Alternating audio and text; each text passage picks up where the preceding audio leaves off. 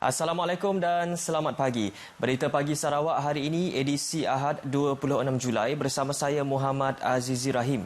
Kita mulakan berita dengan perkembangan ini. Jawatan Kuasa Pengurusan Bencana Negeri JPBN akan mengadakan satu mesyuarat khas hari ini bagi membincangkan mengenai perkembangan terkini pandemik COVID-19 di daerah Kuching. Timbalan Ketua Menteri merangkap pengerusi JPBN, Datuk Amar Douglas Ugah Embas berkata, ini berikutan daerah Kuching mencatatkan peningkatan kes positif COVID-19 akhir-akhir ini. Beliau memberitahu semalam Sarawak merekodkan 8 kes positif dan 9 kes dilaporkan pada Jumaat. Ini menjadikan daerah Kuching menghampiri status zon merah dengan 39 kes setakat ini. Datuk Amar Douglas menambah jika daerah Kuching bertukar kepada status merah, ia menunjukkan situasi tersebut adalah serius. Justru mesyuarat khas berkenaan akan menentukan beberapa langkah yang perlu diambil sebelum ia dibentangkan kepada Kerajaan Persekutuan di Kuala Lumpur. Beliau mendedahkan demikian di Betong berkata beberapa langkah perlu diambil. Dalam pada itu, JPBN dalam kenyataan memaklumkan selain Kuching yang kekal berstatus kuning, 2 lagi daerah berstatus sama iaitu Samarahan dan Bau. Manakala 37 daerah masih berstatus hijau. Sementara itu, sebanyak 9 kluster masih aktif termasuk kluster baharu yang dikenal pasti semalam iaitu kluster syarikat pembinaan di Kuching. Setakat semalam, 8 kes baharu positif COVID-19 dilaporkan iaitu 4 kes di Kuching dan 4 di Samarahan, menjadikan jumlah keseluruhan kes positif ialah 649. Juga dicatatkan 5 kes baharu yang telah sembuh dan discharge dari Hospital Umum Sarawak. Seramai 70 orang masih menerima rawatan di ward isolasi. 18 kes dalam siasatan baru dilaporkan dan 13 kes masih menunggu keputusan mahmal. Projek infrastruktur bernilai 1.1 juta ringgit akan dilaksanakan di Kampung Penasu Sibu yang melibatkan 4 projek. Menurut Ahli Dewan Undangan Negeri Daro, Safi'i Ahmad, pelaksanaan keempat-empat projek tersebut dijangka bermula tahun ini. Safi'i Ahmad berkata projek pertama melibatkan naik taraf Dewan Serbaguna kampung berkenaan. Sementara projek kedua pembinaan laluan pejalan kaki berstruktur kayu belian ke rumah penduduk yang bernilai RM200,000. Manakala projek ketiga adalah pembinaan pintu air berjumlah RM250,000 yang akan dilaksanakan oleh Jabatan Saliran dan Pengairan. Projek keempat ialah projek pembinaan Masjid Baharu kampung itu yang bernilai RM650,000. Peruntukan bukan isu lagi, sekarang ini adalah untuk pelaksanaan. Cuma kita tidaklah begitu menyegerakan projek ini kerana keperluannya bukanlah mendadak pada masa ini. Kerana masjid sedia ada tu, dari segi strukturnya memang masih utuh. Cuma lokasinya saja yang kita risau kerana begitu hampir dengan tebingan sungai. Safi'i Ahmad ditemui media selepas melakukan lawatan kerja ke Kampung Penasu. Seramai 18 individu termasuk pemilik premis perniagaan dikenakan tindakan kerana gagal mematuhi prosedur operasi standard SOP Perintah Kawalan Pergerakan Pemulihan PKPP pada Jumaat lepas. Ketua Polis Daerah Kuching ACP Awang Din Awang Gani berkata, polis kini giat melaksanakan pemeriksaan pematuhan SOP di sekitar Bandaraya Kuching.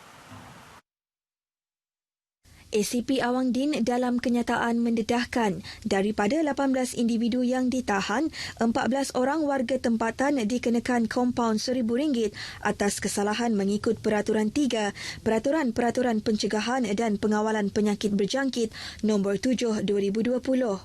Manakala 4 warga negara asing juga turut ditahan di bawah Seksyen 269 Kanun Keseksaan dan Peraturan 3 nombor 7/2020.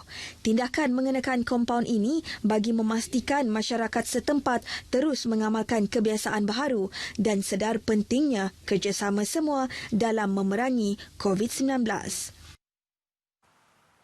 Langkah mempertingkatkan kesedaran orang awam terhadap penjagaan kebersihan alam sekitar, khususnya membersihkan pukat jaring hantu dan sisa-sisa sampah dalam kawasan terumbu karang adalah penting demi kebersihan dan keindahan di persekitaran alam marin.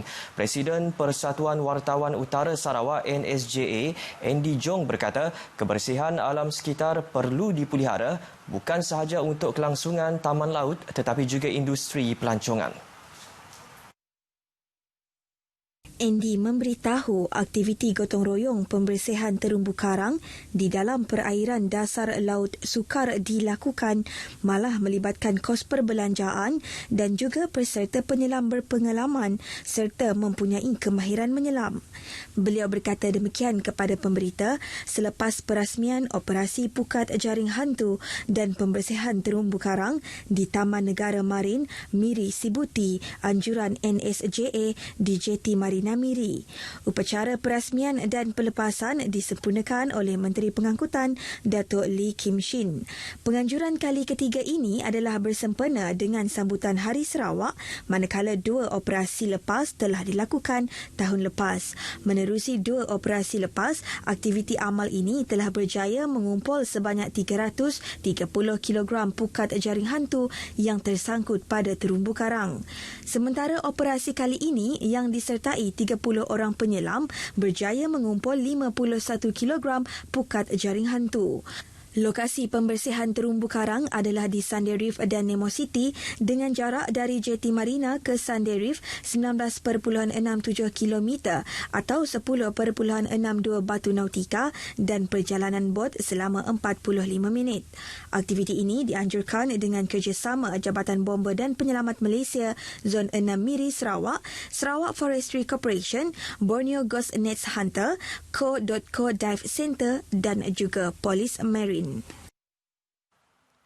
Agro Bazar Online ABO Trading Sarawak bakal menjadi projek perintis kepada usahawan ABO luar negeri ke arah memperkembangkan pasaran produk usahawan tempatan terutama di luar bandar. Pengurusnya Zamahari Hanapi memberitahu ABO Trading merupakan projek pertama di negara ini di bawah seliaan Lembaga Pemasaran Pertanian Persekutuan FAMA yang menghimpunkan usahawan ABO, Kejiranan Mesra Dewan Bandaraya Kuching Utara dan All Kuching Smart Heritage Auksi dalam sebuah kedai mahupun secara dalam talian. Menurut Zamahari Hanapi, sebagai permulaan, lebih 70 usahawan seluruh Sarawak bergabung di bawah ABO Trading telah memulakan operasi pada Isnin lalu. Ujar beliau, usahawan-usahawan yang mempunyai masalah berkaitan pemasaran dan penghantaran digalakkan untuk turut serta menghantar produk di kedai tersebut. Beliau memberitahu pemberita selepas program penyerahan Agro Express Delivery Box Bazar Online dan pelancaran jualan produk Pra Aidiladha Agro Bazar Online di Kuching yang dirasmikan oleh Pengarah FAMA, Datuk Dr. Mat Sani Hassan. Zamahari menambah, kedai yang terletak di Jalan Matang ini antara lain merupakan platform kepada usahawan luar bandar untuk memasarkan produk masing-masing secara meluas. Selain itu, sebuah pusat latihan pemasaran yang akan dikendalikan FAMA Sarawak bakal dibuka bagi memberi latihan dan pendedahan berkaitan pemasaran. Seramai 43 ahli Persatuan Kecederaan Spina Kucing (KUSIA) menerima sumbangan daripada Malaysia Red Crescent Sarawak MRCS. Pengarah MRCS Chai King Sing berkata sumbangan berupa kit keluarga itu bagi membantu ahli persatuan yang memerlukan terutama sepanjang pandemik COVID-19. Jelas Chai King Sing, dengan pemberian itu diharap dapat membantu meringankan beban keluarga ahli-ahli tersebut. Sementara itu, pengerusi KUSIA Jimmy Siang berterima kasih kepada MRAC atas keprihatinan dan bantuan yang diberikan. Dalam pada itu, beliau juga berharap permohonan untuk memiliki bangunan sendiri dipertimbangkan bagi memudahkan lagi melaksanakan aktiviti mereka. Dulu tak pernah memohon, tapi jawapannya Belum ada lagi lah. Belum ingat tak tahun bila tu? Mungkin tahun 2004 dah. 2004. 2004. Masa tu tuan masih lagi jadi. Memang saya. Okey. Saya memang daripada asal daripada mula ditumbuhkan saya. Okey. Berapa ahli kursia seluruh Sarawak? Sekarang ni kita 82 orang. 82 orang. Untuk kucing saja berapa? Kucing sekitar 60 lebih. Dedah beliau lagi, KUSIA mempunyai atlet-atlet Paralimpik yang turut memberi sumbangan kepada pencapaian sukan di negeri ini. Majlis Pelancaran Bulan Kebangsaan dan Kibar Jalur Gemilang 2020 peringkat negeri Sarawak akan diadakan Selasa ini di Dewan Undangan Negeri Petrajaya di Kuching. Menurut kenyataan media Jabatan Penerangan, ia akan diadakan serentak dengan pelancaran di peringkat kebangsaan yang bakal dirasmikan oleh Perdana Menteri Tan Sri Muhyiddin Yassin di Dataran Perdana Bangunan Putra Pusat Pentadbiran Kerajaan Persekutuan Putrajaya. Majlis pelancaran tersebut dijangka dirasmikan oleh Ketua Menteri Sarawak, Datuk Patinggi Abang Johari Tun Openg. Antara pengisian majlis berkenaan ialah sesi penyerahan jalur gemilang kepada wakil jabatan serta agensi kerajaan persekutuan dan negeri, selain pelepasan konvoi jalur gemilang dan pameran mini kenegaraan.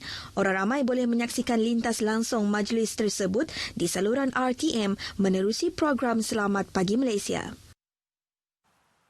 Pustaka Negeri Sarawak Pustaka akan menganjurkan 3 pertandingan terbuka kepada orang awam bersempena dengan sambutan Hari Sarawak. Menurut kenyataan media Pustaka, pertandingan berkenaan ialah video singkat telefon pintar bertemakan Sarawak Cemerlang 2020, sketches Hari Sarawak bertemakan Sarawak Cemerlang dan penulisan penyelidikan sejarah.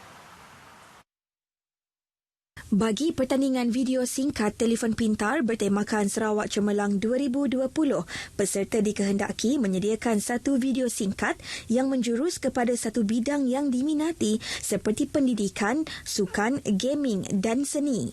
Tarikh pertandingan adalah bermula pada 30 Julai ini hingga 23 Ogos depan. Untuk pertandingan sketches Hari Sarawak bertemakan Sarawak Cemerlang pula, para peserta perlu menghasilkan karya mengenai kecemerlangan Sarawak dalam pelbagai bidang, khususnya di peringkat negara atau antarabangsa. Ia bermula hari ini hingga 23 Ogos depan. Manakala untuk pertandingan penulisan penyelidikan sejarah adalah berkisar penyelidikan sejarah Sarawak akan bermula pada 1 hingga 31 Ogos ini. Pustaka berkata pelbagai hadiah menarik selain wang tunai menanti para pemenang. Sekian berita pagi Sarawak. Jangan lupa elakkan bersalaman atau bersentuhan dengan orang lain. Terus patuhi SOP yang ditetapkan. Sama-sama kita perangi pandemik COVID-19. Dengan itu, saya Muhammad Azizur Rahim. Salam hormat dan jumpa lagi.